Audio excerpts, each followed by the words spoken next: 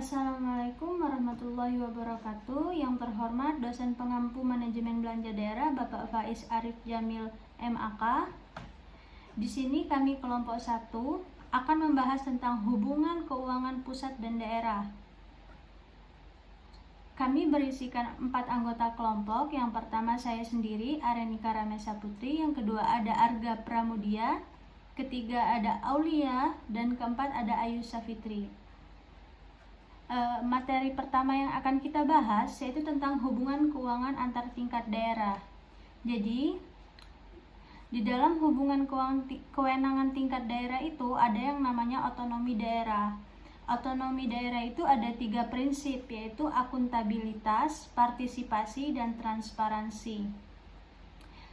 Nah, otonomi daerah ini tadi dari pusat, terus pusat itu melimpahkan itu kepada pemerintah daerah, dan pengaturannya, pembagian dan pemanfaatan sumber dayanya itu diserahkan semua kepada pemerintah daerah yang menjadi sebagai kepala pemerintahannya sendiri, yaitu presiden, dan diserahkan atau didesentralisasi ke gubernur, bupati, dan wali kota. Nah, selanjutnya itu ada pembantu presiden seperti Menkeu, terus menteri, dan ada lembaga-lembaga pusat yang lainnya. Nah, di pusat sendiri itu ada yang mengelolanya APBN, dan di daerah yang mengelolanya yaitu APBD. Selanjutnya itu ada prinsip perimbangan keuangan. Nah, di sini ada 3 nih prinsip perimbangan keuangan, yaitu subsistem keuangan negara sebagai konsekuensi tugas antara pemerintah dan pemerintah daerah. Yang kedua, pemberian sumber keuangan negara pemerintah daerah dalam rangka pelaksanaan desentralisasi didasarkan atas penyerahan tugas pemerintah kepada pemerintah daerah. Tadi saya sudah jelaskan bahwa desentralisasi itu menyerahkan, jadi dari pusat ke daerah.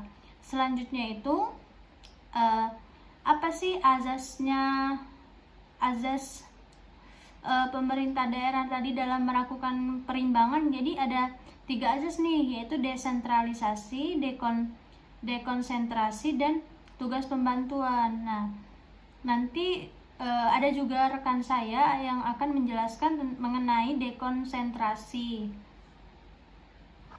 Selanjutnya itu ada tentang dalam pelaksanaan kewenangan daerah itu ada yang wajib dan ada yang lainnya begitu, seperti melalui peningkatan pelayanan public service-nya, terus pemberdayaan masyarakat seperti partisipasinya, demokrasinya bagaimana, terus peningkatan daya saing daerah. Jadi supaya ada daya saing itu diatur peningkatan daya saing daerahnya, dan sarananya ini ada good governance sama reformasi sistem pengelolaan keuangan daerah.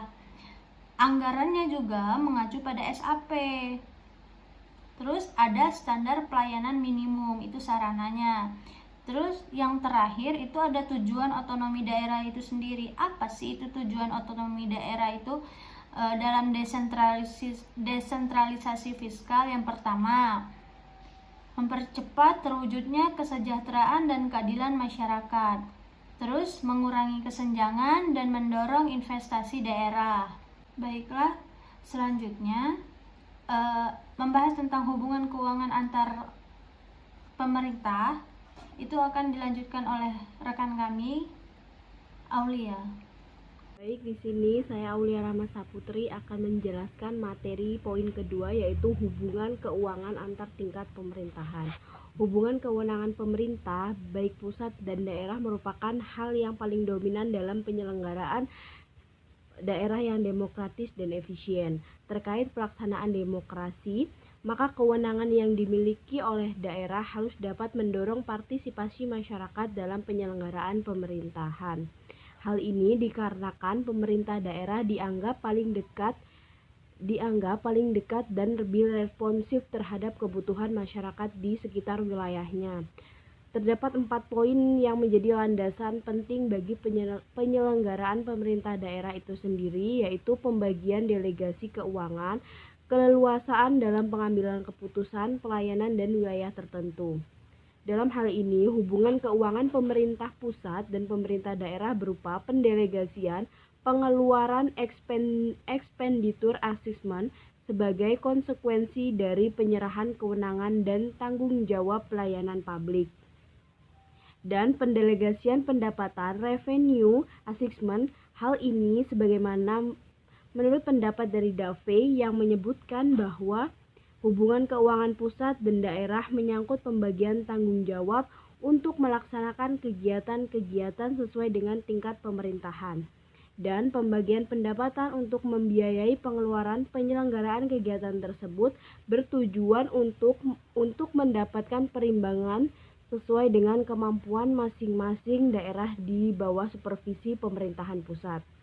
Pada prinsipnya, hubungan keuangan pusat dan pemerintah daerah dikenal sebagai money follow function, function follow money atau hybrid yang dilihat dari penyerahan kewenangan dan penyerahan pengelolaan keuangan. 3 prinsip inilah yang mempertegas bahwa hubungan keuangan terbentuk apabila terdapat pembagian urusan-urusan pemerintahan dari pemerintah pusat ke pemerintah daerah. Hal ini sebagaimana yang disampaikan oleh Martinez Farkas dan kawan-kawan yang menegaskan bahwa the first fundamental step in the design of a system of intergovernmental fiscal relations should be a clear assessment of functional responsibilities among different levels of government. Dengan demikian, hubungan pemerintah keuangan pusat dan keuangan daerah tergantung pada derajat desentralisasi yang dicerminkan pada pembagian kewenangan.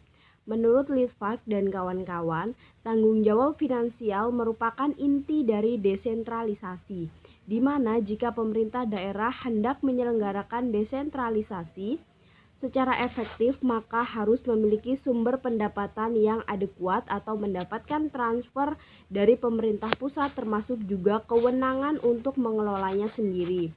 Hubungan keuangan yang timbul dari pelaksanaan desentralisasi disebut dengan desentralisasi fiskal. Definisinya sendiri ialah pendelegasian tanggung jawab dan pembagian kewenangan dalam pengambilan keputusan yang meliputi aspek penerimaan dan pengeluaran.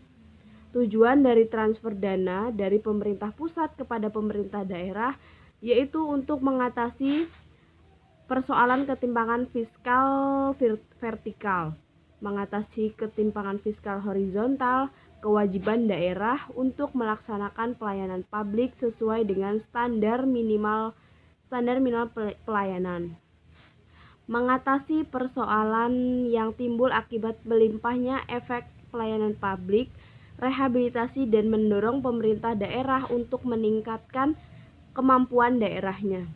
Pada tingkatan pemerintah yang bersifat vertikal dan pembagian sumber keuangan antara pemerintah tingkat horizontal, adapun pembagian keuangan yang bersifat vertikal dibagi menjadi sistem pemisahan sumber keuangan, perimbangan keuangan melalui subsidi, dan sistem gabungan. Menurut Kavanagh, ada 2 model kedudukan pemerintah daerah dalam hubungannya dengan pemerintahan pusat, yaitu model pelaksana atau agensi model dan model kemitraan atau partnership model.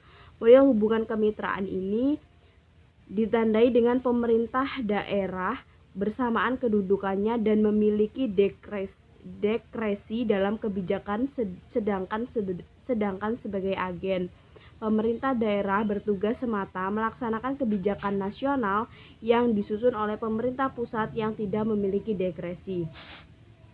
Bentuk hubungan model pelaksana ini banyak ditemui pada negara-negara kesatuan. Dari memahami hubungan keuangan pemerintah pusat dan daerah, maka dapat diketahui bagaimana pelaksanaan desentralisasi terhadap suatu urusan pemerintahan.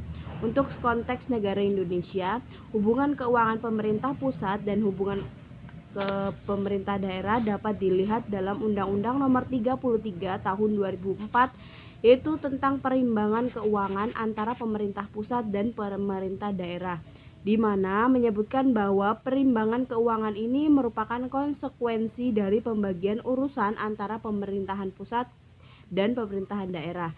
Namun, perimbangan keuangan antara pemerintahan pusat dan pemerintahan daerah yang dimaksud dalam undang-undang ini tidak semata-mata dalam rangka penyelenggaraan desentralisasi, melainkan juga dalam rangka dekonsentrasi dan tugas pembantuan. Adapun mekanisme perimbangan keuangan daerah dalam pelaksanaan desentralisasi terdiri atas sumber pendapatan daerah berupa pajak, restribusi, hasil pengelolaan kekayaan daerah yang sah, dan pendapatan lainnya yang sah.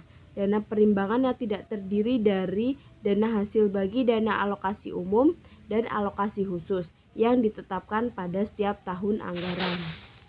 Berikut materi yang saya sampaikan tentang hubungan keuangan antar tingkat pemerintahan. Terima kasih. Assalamualaikum warahmatullahi wabarakatuh. Saya Arga Pramudia. Sini saya akan menjelaskan tentang poin ketiga, yaitu APBN dan APBD. Ada dua pengertian yang bisa kita jadikan dasar untuk merumuskan pengertian APBN. Yang pertama, Undang-Undang Dasar 1945 dalam pasal 23 menjelaskan bahwa anggaran pendapatan dan belanja negara sebagai wujud dari pengelolaan keuangan negara ditetapkan setiap tahun dengan undang-undang dan dilaksanakan secara terbuka dan bertanggung jawab untuk sebesar-besarnya kemakmuran rakyat.